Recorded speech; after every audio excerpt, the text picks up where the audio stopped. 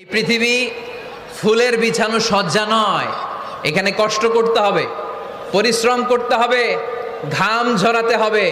পরিশ্রমের ঘামে যে লোনা পানি থাকে, ওই লোনা পানিতে জন্ম নেয় সফলতার বীজ। এজন্য পরিশ্রম করতে হবে। সব নবীরা পরিশ্রমী ছিলেন, সব নবীরা কাজ করেছেন।